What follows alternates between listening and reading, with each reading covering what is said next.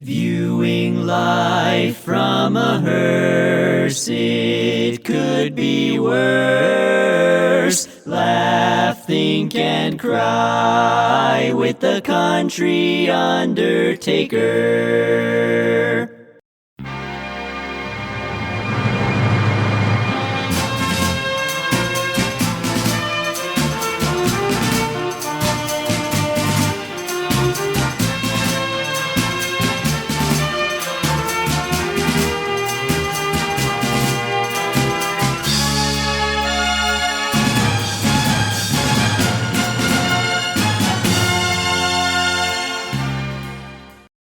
My wife and I have been watching Gunsmoke for several weeks. Although I watched it as a kid, I had no memory of what actually happened in the shows. We started at the beginning with the old black and white version and have been working our way through it. We both love it. In most scenes, the actors are standing in front of a painted canvas, I think. It's pretty simple, really, but great entertainment. We Googled a lot while watching the show to see who the guest stars are this week. Many very familiar actors got their start on Gunsmoke. We recognize them in their youth, but we have to look to see, for example, if the actor played Beaver's father on Leave It to Beaver or Dennis, the Menace's father, on that show. That's part of the fun in watching Gunsmoke, which was, by the way, the longest-running Western series in television history. If you haven't ever watched it, you should do it. The storylines have kept us on the edge of our seats. I have read that a man named John Meston wrote most of the episodes. If that is true, he was brilliant. It was incredible to come up with so many creative stories week after week. The only constants in the show are the main characters and Dodge City. There is a lot of shooting, and in almost every episode, Marshal Matt Dillon saves the day. He is like Superman, always showing up at the right place and time to fix the problem we viewers have been concerned about for the last hour. Usually he kills the villain, so the rest of us can sleep in peace. Doc Adams is another hero in this show. He digs bullets out of arms and legs in almost every episode. That little black bag obviously has some powerful medicine inside too. Nobody ever needs an appointment. And when they take the herd a sick person up the stairs, he's always waiting and ready to take care of them. He'll even jump in a buggy and take off to look to save the life of someone on the prairie. I always thought if I'd been a writer, I would have at least included a waiting room for Doc to create a little more suspense for those needing to see him. And there was Mr. Dillon's sidekick, Chester Good, who walked with a limp and whose antics would make you smile. I believe he lived in Marshal Dillon's office, but I never understood where Marshal Dillon lived in Dodge City. I assumed he lived somewhere close, though. I know he worked very late hours. At some point, old peg-legged Chester went on a trip and never returned. Another character, Festus Hagen, took on the funny role of being a sidekick to the marshal. Chester left, but Gunsmoke didn't miss a beat, even when the very popular Chester disappeared. Festus brought a new level of humor to the show. At some point before Chester left, Quint Asper, who was the half-white and half-Comanche, moved into town. Quint was played by none other than Burt Reynolds before he hit the big time. We noticed in most episodes they show Quint's muscular arms. I suppose the writers and producers were trying to attract a younger and more female audience. I think it worked. And then there was this woman, Miss Kitty Russell, who owned the Long Branch Saloon. She, Doc, and Matt Dillon were the only main characters who lasted the entire 20 seasons of the show. All of us watchers believe Kitty was in love with Matt Dillon. Although he never showed it, we think Marshall was sweet on Miss Kitty, too. You would think the series would have ended with them kissing or something. But disappointedly, they never got together. In fact, the show ended abruptly without warning in 1975, and all of us who watched have unanswered questions. If you have watched Gunsmoke, you know Marshal Matt Dillon is a man of few words. So getting him to answer some questions I knew would not be easy. But amazingly, he did agree to meet with me. A few weeks ago, my wife and I flew out to Wichita and took a stagecoach over to Dodge City. Thankfully, Marshal Dillon reserved us a room at the Dodge House.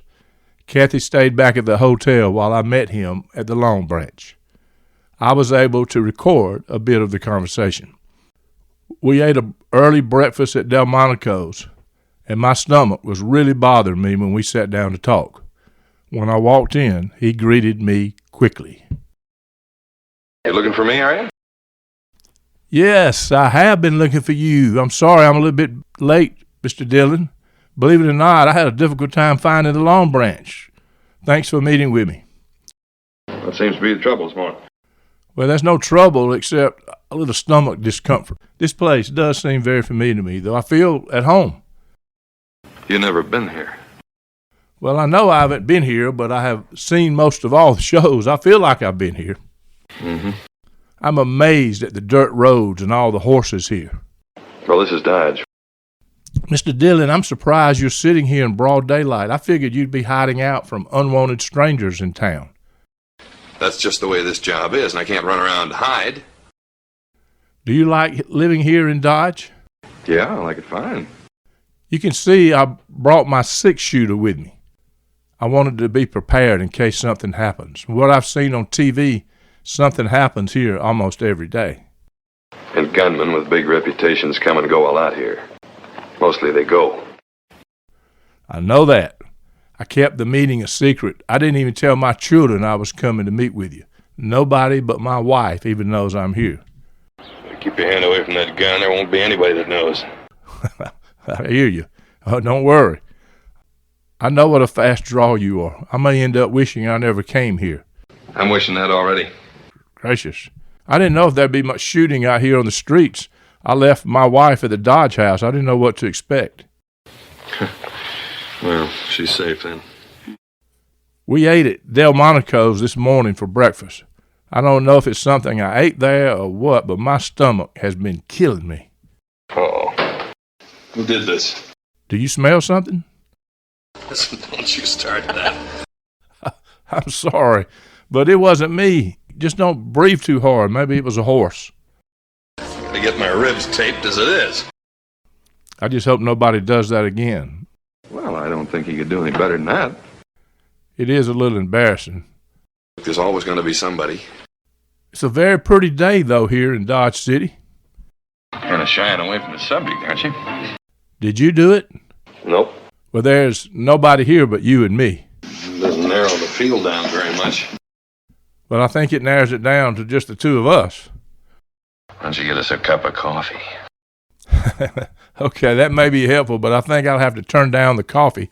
It's too strong for me. In fact, that may be the cause of my stomach trouble, the coffee I drank this morning. You mind if I have one? No, you go right ahead and have your coffee. Oh, you didn't come up here just to turn down a cup of coffee. No, I came here to talk to you. I'm going to change the subject. One thing I've always wondered about is your jurisdiction. You seem to be in charge whether you're in Dodge City or somewhere on the prairie. Well, now, there's been some question about that. So what exactly is your territory? I take my territory with me, and right now you're in it. That's what I figured. I ain't going to mess with you, I can tell you that.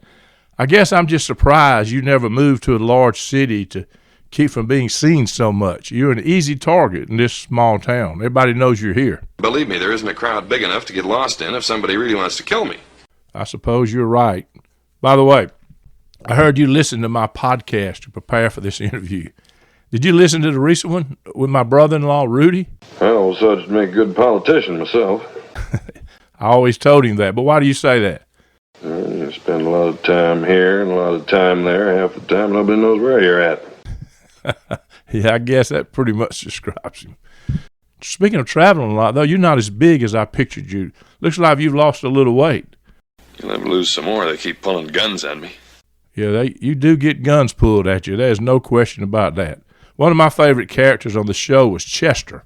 He just left one day and never came back. So far, I haven't found a trace of him. Do you have any idea where he went? Oh, you mean he told you about going to San Francisco, huh? No, I never talked to him. I never knew where he went. I just knew you and he were always good friends. I'm surprised you let him leave without saying goodbye. I thought you would want to bring him back to Dodge. Well, you didn't think I was going to carry him back to jail, did you? No, I just figured you'd make sure he came back. At least you would go look for him. Well, what'd you want me to do, help him pack his bags? No, but I thought you'd at least been out looking for him. Well, I don't have time to look for anybody else. I guess that's true, and I understand it, but now I'm about to bring up a very sensitive subject. What'd you say? One of the questions most people have about you is about your relationship with Miss Kitty. It just seems a good woman in your life would help you see the world from a better perspective. What are you talking about? I'm talking about Miss Kitty, Matt. Isn't she important to you? Were y'all meeting behind closed doors? Everyone assumed you and her were a couple. Do you like women? What'd you say? I ask you if you like women, Mr. Dillon.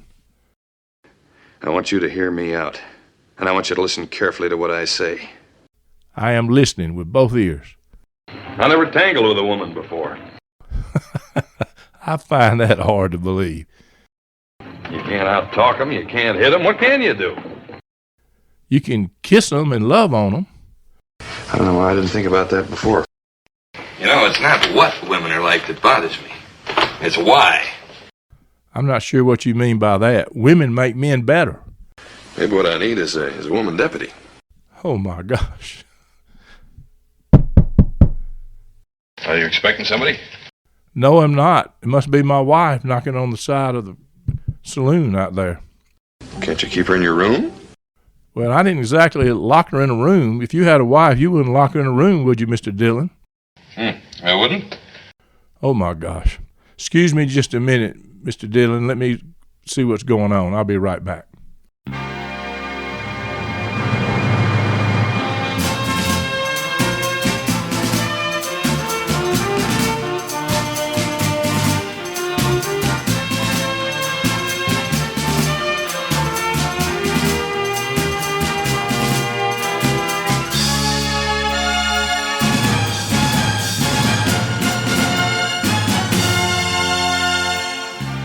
Well, they made her check out of her room. We only got a room for one night. She said the Dodge house is booked up for tonight.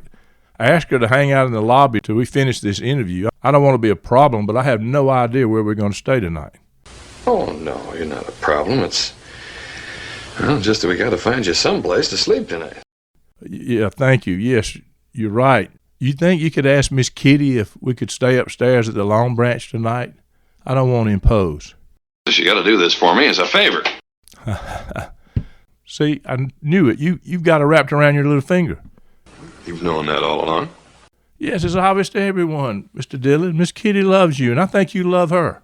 Give me a beer, will you? So I assume you want to think about it. Drunk or sober? Maybe you need to get drunk so you would tell the truth. What do you mean? Mr. Dillon, you really need to come clean about your relationship with Miss Kitty. A man-woman relationship is a good thing. I love my wife, and she loves me. She must be kind of desperate. That's probably true, Matt. I know what you're thinking. But I don't want you to give up hope on this thing. Now there's time. And when there's time, we can think of something. I want you to believe that. Let's be honest. Everyone in town thinks you and her have something going on behind closed doors. People here are not dumb. If it took brains to start trouble, Dodge would be as peaceful as Boston. Okay. By the way, where's Doc Adams? I wanted to meet him while I was in town. Well, he's out in the country trying to keep an outlaw alive so we can hang him. Oh, my. Are you serious? Don't worry about it. He deserves hanging. You like to hang people, don't you? Hey, by golly, you got something there. Speaking of hangings, I see several dead people outside. Are you waiting to bury them? You know I'm an undertaker, right? Give us a hand here with these men, will you? Did Festus put them here? What do you want me to do with them? Just drag them off and stack them up somewhere till they get their health back. I'm trying to figure out how Festus put these men out here by himself. What did he do, take them out there with a shovel? He must have, or he had some help. Hopefully he had some help. Do you have an idea about how he got them out here? Well, nothing, I guess, but, I'm not exactly an expert on these things.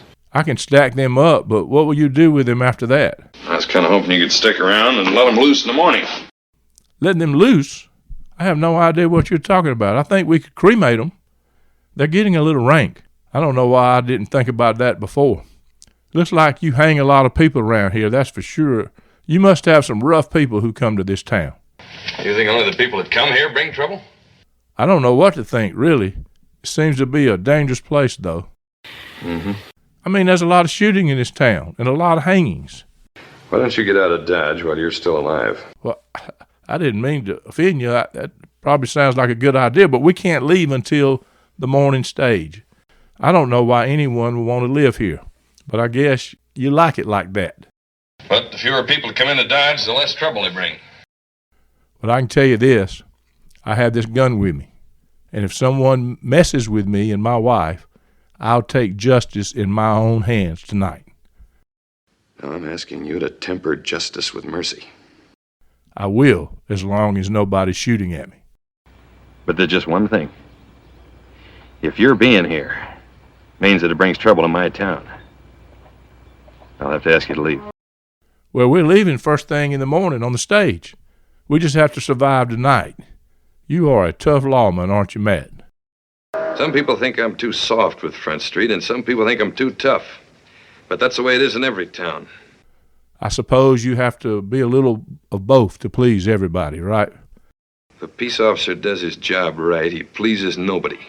I know you spend a lot of time trying to keep peace in this town, and you're always in the right place at the right time to save the day or somebody's life. I spend more time on a horse than I do on the ground. Yeah, you do ride your horse a lot. I have a feeling one day soon someone is going to invent something called an automobile. If you live long enough, you'll be able to travel from Dodge City to Pueblo in a few hours instead of the couple of weeks it takes now. You'll be better at your job then. Well, if that's the case, I ought to be one of the best. Yes, you will. Matt, thanks for talking with me. This has been a lot of fun. Looks like we've reached the end of the line. Yeah, I need to go pay the guy at the Dodge House for our stay last night. I hope he doesn't charge me too much since I'm a stranger. I told him I'd lock him up if he did. Well, thank you for that. Yeah, you got any plans for tonight? No, I think we'll lay low and try to stay out of trouble until we can get the heck out of Dodge. I may talk to a few of the men at the Long Branch to see what I can learn. Since you don't have any plans outside of standing around the corner jawing to somebody, do you? Yeah, you have me pegged. I figured we'd find a good place to eat tonight, although breakfast at the Delmonico messed up my stomach. Do you think it'd be better tonight? What else is there? Okay, we sure have to eat something. I guess we'll go back there if I can talk my wife into it. Come on, I'll buy you dinner. Thanks, Mr. Dillon. Despite your tough image, you've been very kind to me. Before we leave, I want to ask you one more question. Why does everyone carry a gun here? It seems to me all the guns and bullets here make for a dangerous place to live. You know, it's the hate a man carries that destroys him. It's not the bullets. I think you're right, Marshal Dillon. I think you're right.